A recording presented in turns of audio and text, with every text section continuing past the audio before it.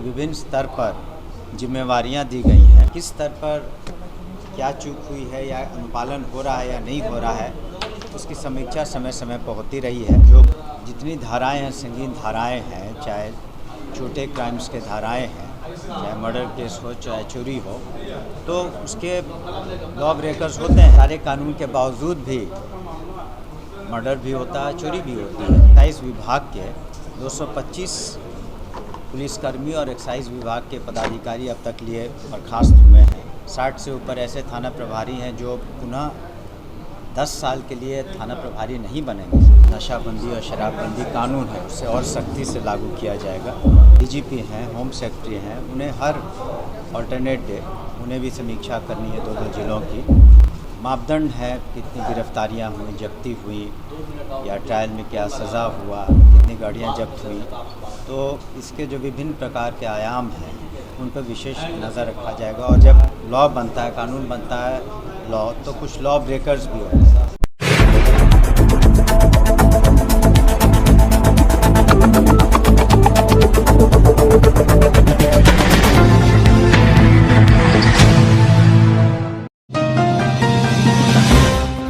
राज्य सरकार के मद्य निषेध मंत्री सुनील कुमार ने कहा कि शराबबंदी को हर हाल में सूबे में पूरी तरह से सफल बनाया जाएगा। इसके लिए जरूरत पड़ी तो दूसरे राज्यों की पुलिस भी मदद ली जाएगी।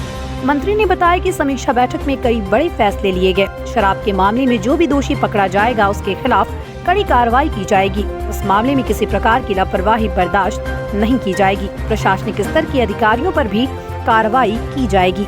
उन्होंने कहा कि हमारी टीमें दूसरे राज्यों को भी मदद लेगी। उन्होंने बताया कि शराबबंदी को लेकर पंजाब, हरियाणा, हिमाचल प्रदेश और झारखंड में अब तक 6000 से ज्यादा गिरफ्तारियां की जा चुकी है। ये कार्रवाई आगे भी जारी रहेगी। देखिए,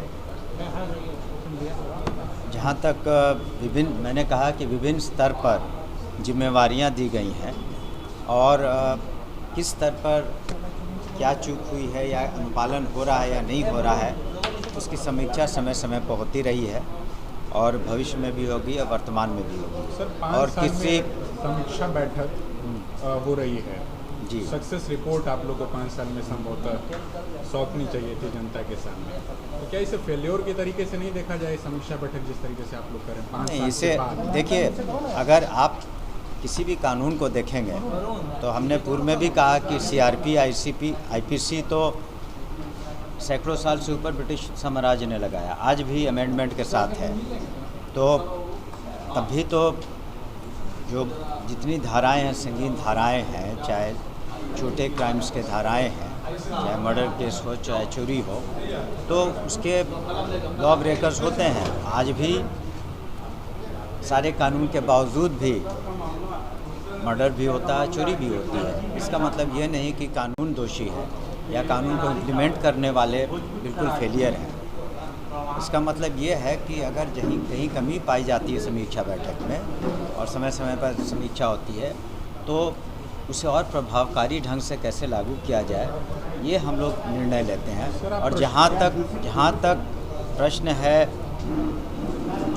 कार्रवाई का, तो पुलिसकर्मी सहित एक्साइज विभाग के 225 पुलिसकर्मी और एक्साइज विभाग के पदाधिकारी अब तक लिए बर्खास्त हुए हैं और कईयों पर विभागीय कार्रवाई चली है। 60 से ऊपर ऐसे थाना प्रभारी हैं जो पुनः 10 साल के लिए थाना प्रभारी नहीं बनेंगे। तो मैं नहीं समझता हूँ कि इतनी कड़ाई और विभागों में है। तो कड़ाई तो है, लेकिन हमने कहा कि जैसे कि लॉ ब्रेकर हैं और ये जो घटनाएं घटी हैं हाल की, उसकी पुनरावृत्ति ना हो, इस पर विशेष ध्यान। आप लंबे समय तक प्रशासनिक अधिकारी रहे, उसके बाद आप विभागीय मंत्री भी हैं जी, तो आपको ऐसा नहीं लगता कि बड़े स्तर पर कार्रवाई करनी चाहिए? छोटे अफसरों को जिस तरीके से जिम्मेदार ठहरा करके और उन पर देखिए, अगर आप पुलिस मैनुअल पढ़ेंगे तो उसमें first unit of intelligence police station होता है। चौकीदारों में मैनुअल पढ़ेंगे तो चौकीदारों का भी अपना दायित्व होता है। तो उनका इलाका बहुत छोटा है और चौकीदार का इलाका तो और भी छोटा है।